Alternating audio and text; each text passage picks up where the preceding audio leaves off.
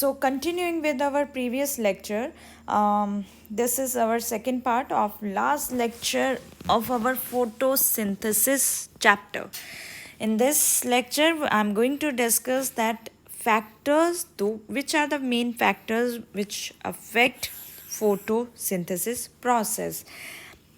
When we talk about the factors, see, these are the factors basically they due to which photosynthesis either it can increases or it can decreases. So rate of photosynthesis is very important in calculating the yield of the crops. If the photosynthesis rate will be decreased, then definitely the glucose production in the plants will be very less, and then it will be result in the less growth of the plant. So it ultimately going to affect the yield also, its quality as well as quantity also. But if the photosynthesis is at the normal rate, then the crop will also grow in the normal way. Now the main points, usually in various pathways we are saying that minimum amount of light, maximum amount of light, optimum amount of light. I think so many times I use this word. So these we discussed 3 points here. These points, they are known as cardinal points. And these cardinal points, that concept, it was given by scientist Sachs. Scientist gave us the idea about the cardinal points. What are these points? Basically every factor, either you talk about temperature, or we talk about light, or we talk about the CO2 concentration, every point, every factor has 3 points: that minimum, optimum, and maximum. That every point is, usually we study it with three points. These points are called cardinal points. Here I have given the example of temperature, like minimum temperature, optimum temperature, or the maximum temperature. But how for the other factors we can use this point as optimum, because we say there are 3 points: minimum, optimum, and the maximum. So optimum is the point, that point when rate of any process, here to we are specifically talking about photosynthesis, but even when we talk about respiration, we will always define them with the minimum, optimum, and maximum points. But here we are strictly, we will talk about photosynthesis. So optimum is basically that point when rate of process will be maximum. So when we say optimum temperature, it means in the optimum temperature photosynthesis rate will be maximum. So as you can see that if temperature is optimum, photosynthesis will be at its maximum rate. But if now you will ask me, ma'am, what is the optimum actually temperature? So basically that temperature, why we are calling this temperature as the optimum? So that temperature in which photosynthesis process observed is showing the maximum response. It means it is showing us the maximum, that now this process is maximum at this temperature. We can study it at the minimum, we can study at the maximum, we can study at the optimum. So that temperature where we get the maximum result, that will be known as the optimum temperature. In C3 plant, that 10 to 20 degrees Celsius is known as the optimum temperature. I hope that you are clear with the optimum temperature. Next is the two another points, that is the minimum and maximum. Minimum, see, now we have fixed that there is a 4 degrees Celsius where the photosynthesis will work. Now minimum is that it is the minimum, and 10 degrees is the maximum, right? We have fixed that between 4 to 10 degrees it will work. 4 degrees minimum and 10 degrees maximum, and 6 is the optimum. Now minimum is that temperature below which photosynthesis will stop. It means if you providing your plant a temperature below 4 degrees Celsius, it will not perform photosynthesis, right? So below 4 degrees Celsius photosynthesis will be stopped. What is the maximum? that now if we are saying, I'm just taking it randomly, okay, so you can otherwise everyone has their particular temperature. Suppose if we are saying that 10 degree is the maximum temperature for a plant, so maximum is that temperature beyond which photosynthesis will be stopped. Means if you will provide 10 beyond 10, means you are providing 20 or you are providing 16 or 11, then your photosynthesis will not be there. So minimum is that temperature below which photosynthesis will not work, and maximum beyond which photosynthesis, जिसके बाद photosynthesis, मतलब इससे ज़्यादा दोगे आप 10 degree से ज़्यादा, तो आपकी photosynthesis will not work, will not plants will not show photosynthesis process. The second factors, they are explained by the Blackman's law, and this is also known as Blackman's law of limiting factor. It is known as Blackman because of the name of scientist, right? So that is why we are calling it as the Blackman's law of limiting factor. He gave us this law of limiting factor in 1905.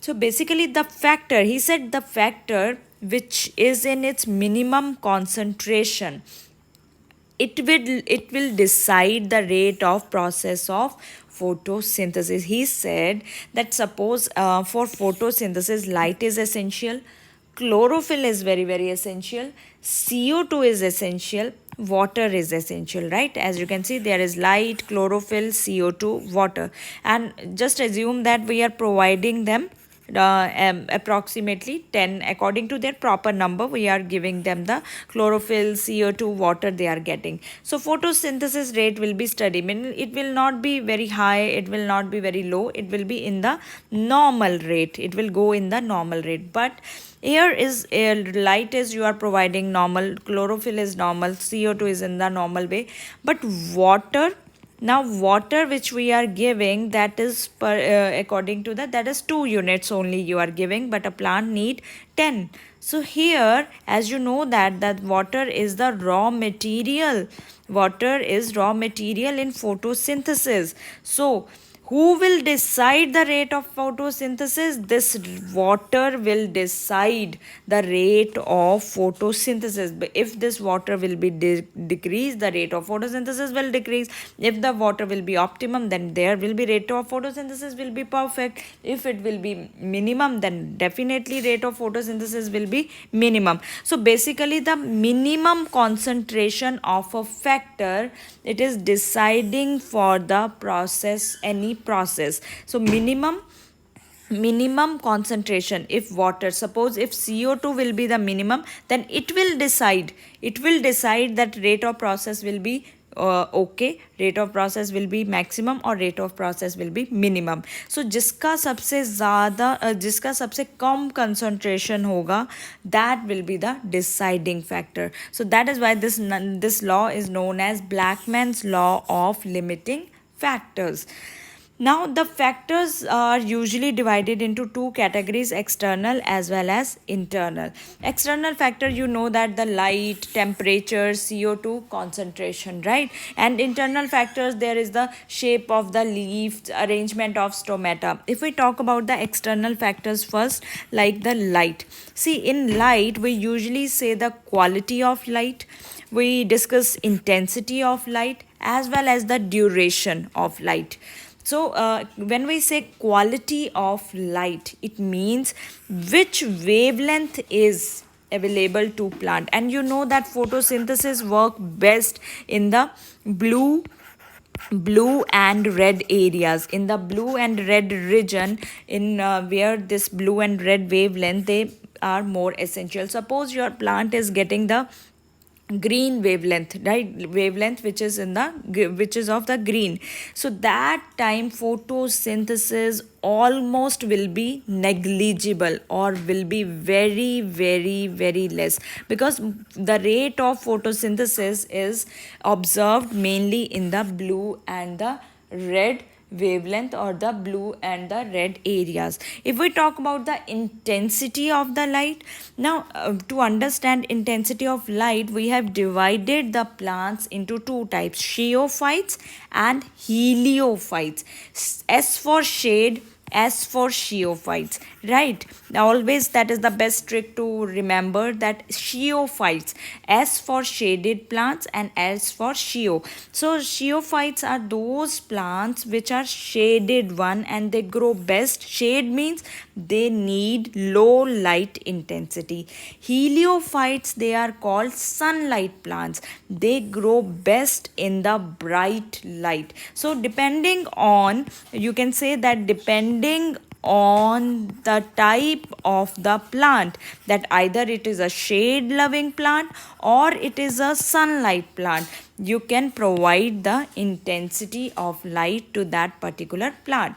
If I say duration, means how much time period or how much for which time period you are providing the light. Usually in the normal plant it is 10 to 12 hours. So these three factors in we always discuss in the light, that is quality, wavelength, intensity, shaded or bright light, and duration.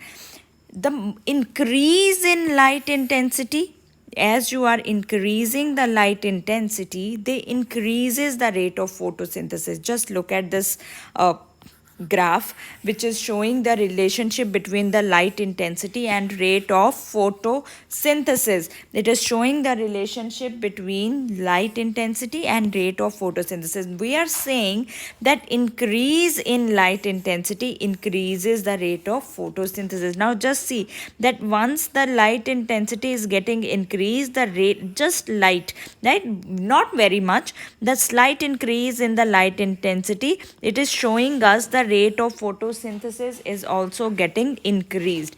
Very high light intensity slows the photosynthesis process. Now as it is getting more light, more little bit more light, there will be the this B point. Look at this B point, the now it will start decreasing. Just look at this my highlighter, that now once it the more light you are giving, the rate of photosynthesis is start decreasing. And in the high light intensity, very high light intensity, ultimately your process of photosynthesis will be stopped.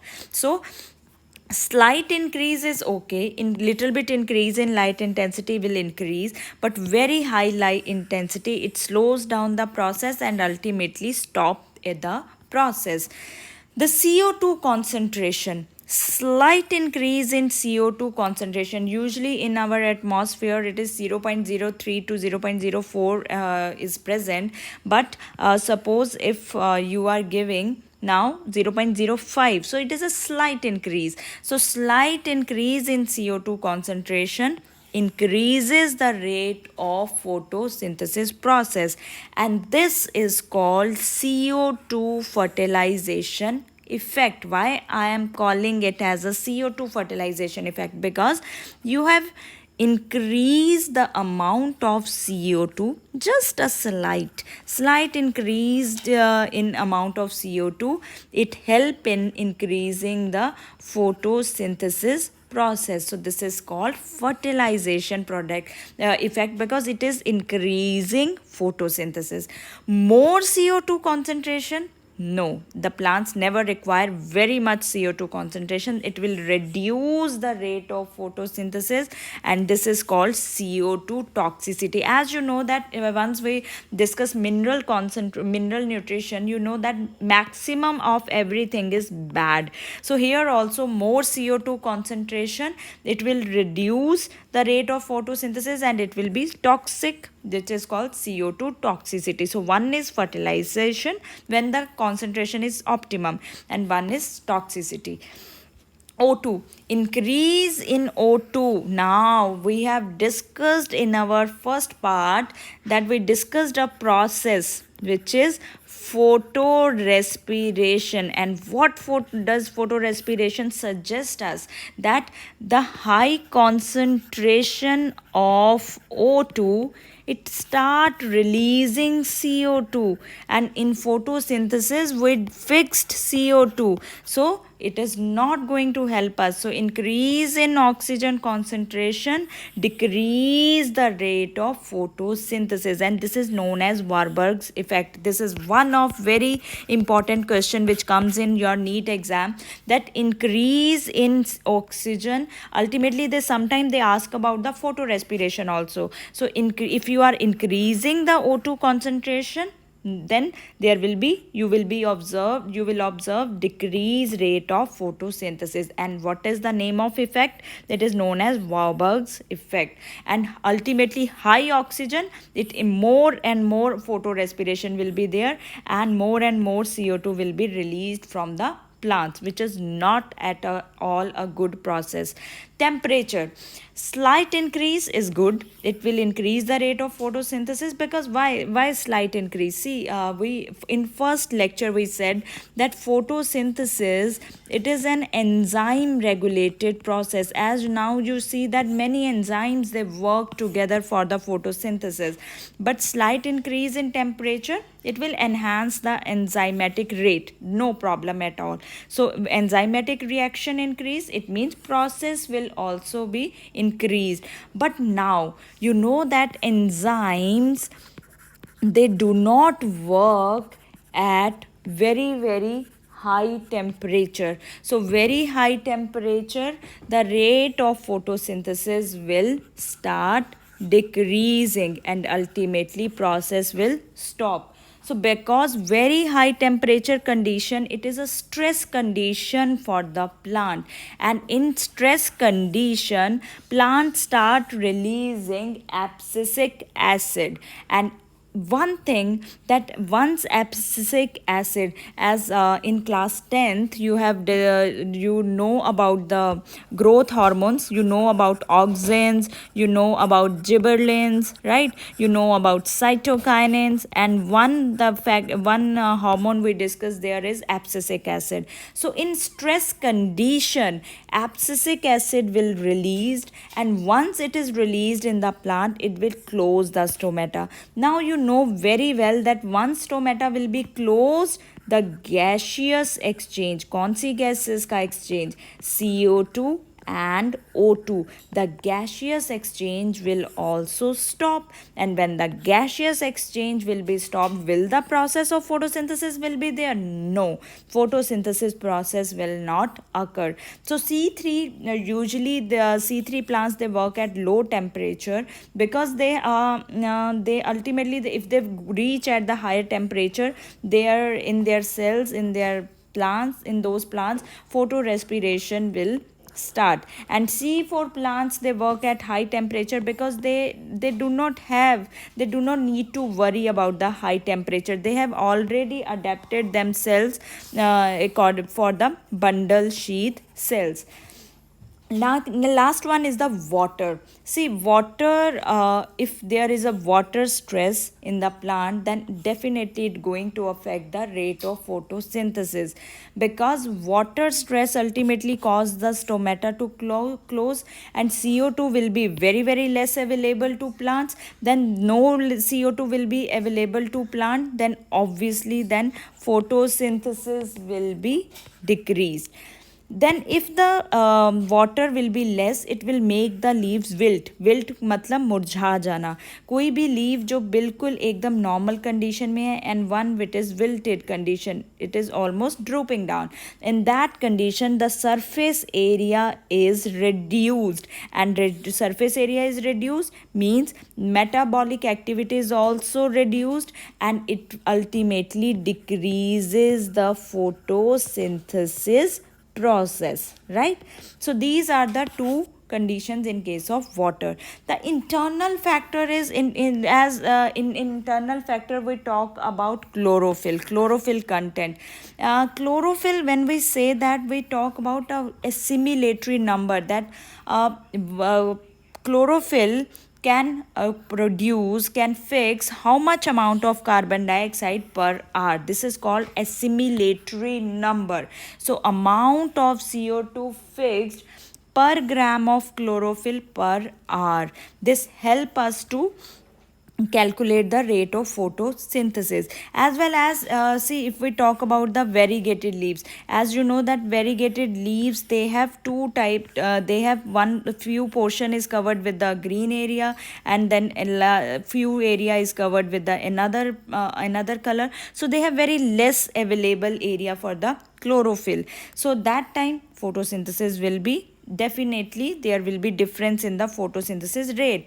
Then is the number of chloroplast, that also one of the internal factor. More is the number of chloroplast, then definitely plants will show the more photosynthesis. Number of stomata and the position of stomata, because ultimately it depends on the gaseous exchange.